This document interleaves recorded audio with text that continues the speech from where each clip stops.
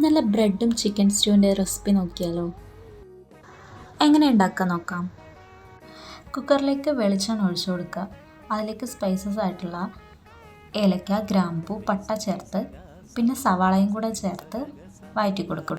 ഉപ്പും കൂടെ ചേർത്ത് നന്നായി വഴറ്റി അതിലോട്ട് പച്ചമുളകും വേപ്പിൻ്റെ ഇലയും കൂടെ ചേർത്ത് കൊടുക്കാം.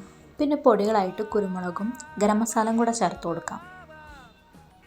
നന്നായിട്ട് വഴറ്റിയതിന് ശേഷം അതിലോട്ട് ക്യാരറ്റും പൊട്ടാറ്റോയും കൂടെ ചേർത്ത് കൊടുക്കാം കേട്ടോ.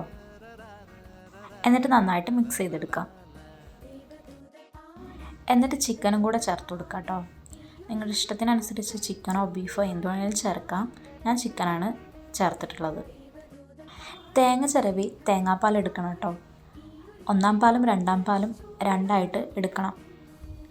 ആദ്യം കുറച്ച് വെള്ളം ഒഴിച്ചിട്ട് 1-ാം പാൽ എടുത്ത് വെക്കാം. 1-ാം പാൽ എടുത്തതിന് ശേഷം കുറച്ചുകൂടെ വെള്ളം ആഡ് ചെയ്തിട്ട് 2-ാം പാലും കൂടെ എടുക്കാം. എന്നിട്ട് 2-ാം പാൽ ഒഴിച്ച് കുക്കറിൽ നമ്മുടെ മീറ്റും വെജിറ്റബിൾസും വേവിക്കാനായിട്ട് വെക്കാം കേട്ടോ. കുക്കർ ഒരു 3 വിസിൽ ഹൈ ഫ്ലെയിമിൽ തന്നെ കൊടുക്കാം. അതിനുശേഷം എയർ കളഞ്ഞെടുക്കാം കേട്ടോ. എയർ പിന്നെ അതിലേക്ക് വെക്കണം എന്നില്ല. 3 വിസിലാകുമ്പോൾ തന്നെ ചിക്കനും വെജിറ്റബിൾസും ഒക്കെ വെന്തിട്ടുണ്ടാവും.